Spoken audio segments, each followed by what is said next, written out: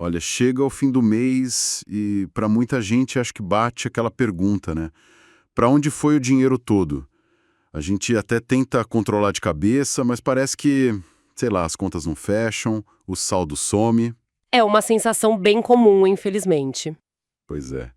E hoje a gente vai dar uma olhada em como uma ferramenta, que às vezes parece meio básica, sabe? Até antiga para alguns, uma simples planilha. Pode ser, na verdade, uma chave para botar ordem nas finanças. Uhum. A gente está se baseando nos trechos de um capítulo específico, Como Organizar Suas Finanças em uma Planilha Simples, de um livro chamado Organizando Finanças, Sua Planilha para a Liberdade. Certo. A nossa ideia aqui é, assim, entender os passos práticos e acho que principalmente os benefícios que isso traz, mesmo para quem não é, tipo, expert em finanças ou super fã de tecnologia. Certo. Vamos investigar isso aí. Acho um ótimo ponto de partida, porque, olha, o material reforça muito isso. Confiar só na memória é furada. A gente esquece uma conta, Ah, sim. Acontece. subestimam aquele cafezinho, né? Ou aquela assinatura mensal que tá lá no automático. Ou até assim, a gente se engana um pouco sobre quanto tem de verdade na conta. São falhas normais, né? Da nossa memória financeira. É verdade. E fica pior. Hoje em dia, eu acho. Exato, o contexto atual complica muito. É tanta conta digital, cartão pra lá e pra cá, débito automático, Pix. Nossa, nem fala. Tentar gerenciar essa teia toda só de cabeça é quase pedir para se perder no meio do caminho. A complexidade de hoje meio que exige um registro fora da mente, algo para dar clareza. O que eu acho legal é a ênfase na simplicidade. Não é para complicar com fórmulas mirabolantes ou virar contador. Não mesmo. A mensagem é tipo, qualquer um pode começar com o básico e já sentir a diferença.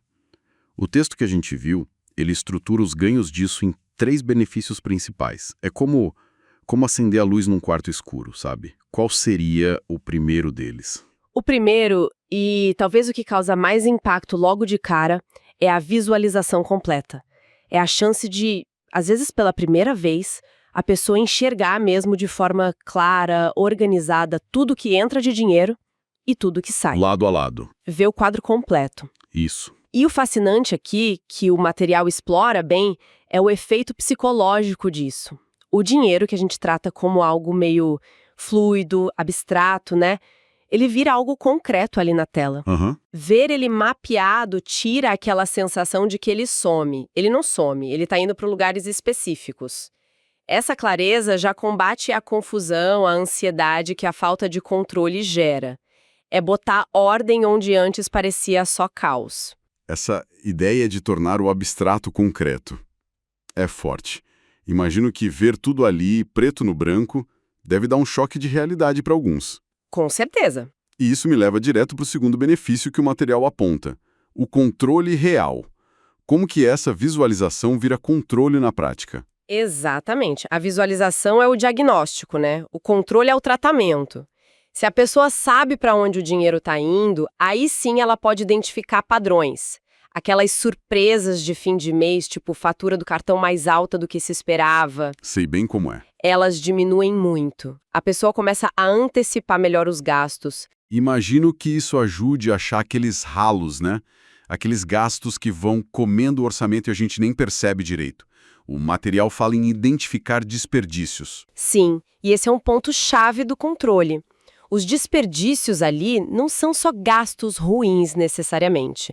Às vezes são coisas que, quando a pessoa vê na planilha, ela pensa, pô, se isso aqui não tá me trazendo um valor que compensa o custo. Entendi. Aquele streaming que assinou só pra ter e nunca assiste, sabe? O lanche comprado por impulso quase todo dia. O texto sugere que, muitas vezes, são esses pequenos gastos recorrentes e não uma compra grande isolada que mais desequilibram no longo prazo. A planilha joga luz nesses padrões. Funciona como um raio-x financeiro, então. Ela não julga, mas mostra os fatos para a pessoa poder decidir. Perfeito. E isso conecta bem com o terceiro benefício que a fonte destaca, que é o planejamento futuro, certo? Perfeitamente. Olha só, se a visualização da clareza do presente e do passado recente e o controle permite ajustar o agora, O passo natural é usar essa base firme para olhar para frente. Faz sentido. Com a planilha organizada, perguntas tipo: quanto eu consigo guardar por mês? Será que dá para fazer aquela viagem no fim do ano? Quando eu consigo quitar essa dívida? Elas deixam de ser chute, né? Passam a ter respostas baseadas em números reais. Aham. Se a gente conecta isso tudo, a planilha deixa de ser só um diário do que já passou. Ela vira uma ferramenta de projeção, de decisão. O material bate muito na tecla que essa organização é o alicerce para definir metas financeiras realistas. Tipo, reserva de emergência, entrada da casa. Isso, ou começar a investir. E mais importante, traçar o caminho para chegar lá. Sem saber de onde a gente está partindo, que é o diagnóstico da planilha, fica impossível planejar a rota, né? Entendido. Clareza, controle e capacidade de planejar. São benefícios bem palpáveis. Agora, a parte prática. Como que o material sugere que essa planilha seja feita? Parece que tem um método simples, em 3 passos, né? Sim, é bem direto ao ponto. O passo 1 é listar todas as receitas. Parece óbvio, né? Mas a ênfase é no todas. Salário líquido, claro, mas também aquela renda extra de freela, talvez um aluguel que a pessoa receba, juros de algum investimento pequeno. Qualquer dinheiro que entra mesmo. Exato. A ideia é ter clareza total sobre quanto dinheiro realmente entra no bolso todo mês ou no período que a pessoa escolher. Esse é o ponto de partida, né? O poder de fogo financeiro. Sem isso, analisar os gastos fica meio manco. Totalmente. Certo. Ponto de partida definido. E o passo 2. Imagino que seja listar as despesas, mas como organizar isso? Exatamente. O passo 2 é listar todas as despesas. E aqui a organização é chave. A recomendação é separar em categorias, porque isso ajuda demais na hora de analisar depois. O livro sugere um modelo clássico, mas que funciona bem. Primeiro, as despesas fixas. Aquelas que, bom, são mais ou menos o mesmo valor todo mês, né? Aluguel ou a prestação da casa, condomínio, mensalidade de escola, faculdade, plano de saúde, seguros, até assinatura com valor fixo entra aí. Internet, TV, streaming principal, é a base do custo de vida. Ok, as fixas. Depois, as despesas variáveis. Essas mudam conforme o uso, a necessidade. Supermercado é o grande exemplo, né? Mas também entra transporte, combustível, aplicativo, ônibus, contas de consumo como água, luz, gás, que variam. Lazer também. Saída, cinema, restaurante. Cuidados pessoais, farmácia. É aqui que geralmente mora a maior flexibilidade do orçamento. Onde dá para mexer mais, talvez. Isso. E, por fim, as despesas eventuais ou ocasionais. São aquelas que não pintam todo mês, mas que a gente sabe que vão aparecer e precisam ser previstas, né? Presente de aniversário, Dia das Mães, Natal, manutenção do carro, da casa, um médico inesperado, comprar roupa, eletrônico, uma viagem curta. Sei. Aquelas que pegam de surpresa se a gente não se prepara. Exato. A dica do material é tentar guardar um valor médio por mês para essas coisas, mesmo que o gasto não aconteça naquele mês específico, para não tomar susto depois. Essa categorização parece muito útil mesmo. Mas me diz uma coisa, o material dá algum alerta, algum erro comum que as pessoas cometem nessa hora de listar as despesas? Dá sim, e é um ponto que o texto reforça bastante.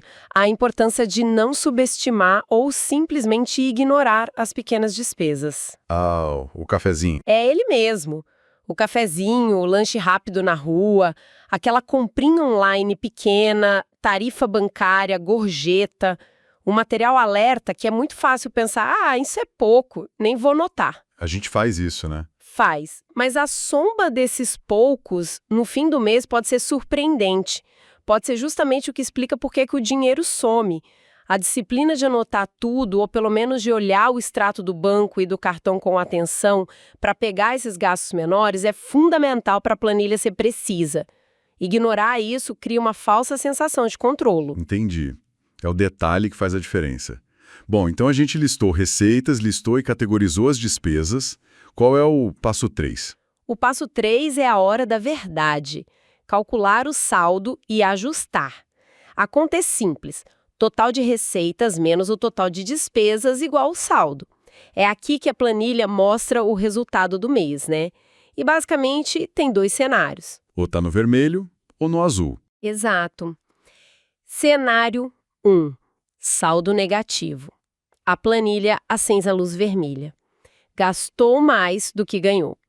O material sugere que, nesse caso, a primeira coisa é voltar lá nas categorias de despesas, principalmente nas variáveis e eventuais, e ver onde dá para cortar ou reduzir de forma realista para o próximo mês. Buscar o equilíbrio. Isso.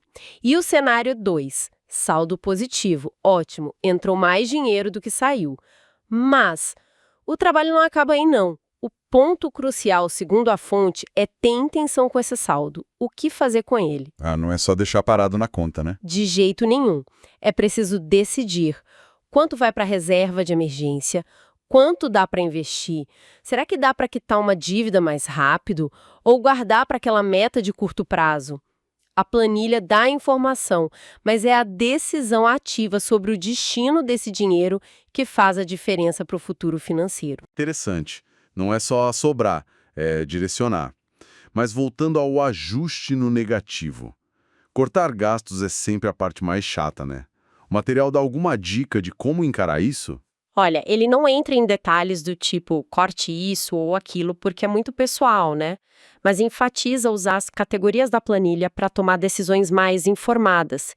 Em vez de sair cortando qualquer coisa na base do desespero, a ideia é olhar para as despesas variáveis, para as eventuais, e se perguntar quais desses gastos estão menos alinhados com minhas prioridades agora. Talvez diminuir a frequência de jantar fora, reavaliar assinaturas, procurar alternativas mais baratas para alguns serviços. A planilha permite fazer esses ajustes de forma mais estratégica, sabe? Menos baseada em achismo ou culpa. Faz sentido. Usar a informação para tomar decisões mais racionais, mesmo que sejam difíceis. E para essa ferramenta continuar útil, né? Para não ser só fogo de palha. O material dá umas dicas de eficiência, né? Sim, são umas recomendações práticas para garantir que a planilha seja uma parceira de longo prazo, não só um exercício de um mês. Qual a primeira? Atualizar regularmente. O texto sugere achar uma frequência que funcione para cada um. Todo dia, a cada 2 dias, semanalmente. O importante é não deixar acumular muito. Para não virar um monstro no fim do mês. Exatamente. Anotar o gasto enquanto está fresco na memória, ou usar um app que ajuda a registrar na hora, torna tudo menos penoso e mais preciso. Tentar lembrar de tudo no dia 30 é a receita para erro. Verdade. Que mais? Personalizar as categorias. Os exemplos que a gente falou, fixas, variáveis, eventuais, são um ótimo começo, mas a fonte encoraja a pessoa a adaptar, criar subcategorias que façam sentido para a realidade dela. Se alguém gasta bastante com um hobby específico ou com pets, por exemplo. Ter uma inha só para isso. Isso. Criar categorias específicas pode dar mais clareza sobre para onde o dinheiro está indo nesses casos. Não precisa ser um modelo rígido e engessado. Legal, dá flexibilidade. E mais alguma dica? Usar recursos visuais simples. Não precisa virar expert em gráfico, não. Mas usar umas cores diferentes para receita e despesa ou para as categorias já ajuda a bater o olho e entender. E muitos programas de planilha fazem gráficos básicos, tipo pizza, com poucos cliques. Isso ajuda muito a ver a proporção dos gastos. Facilita a visualização, né? E tem uma dica que parece básica, mas hoje em dia é crucial. Backup. Exatamente.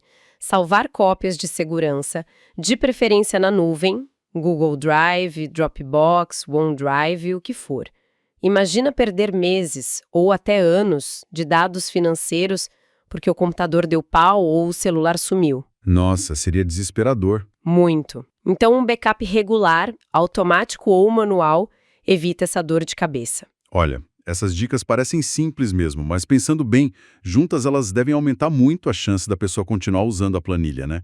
Deixa de ser só um registro e vira uma ferramenta de gestão mais dinâmica. Exatamente. E essa é a ponte para a conclusão principal do material que a gente analisou. A planilha, por mais simples que pareça, não é vista como o fim da linha. Ela é a ferramenta poderosa, a base sólida para construir algo maior que o livro chama de liberdade financeira.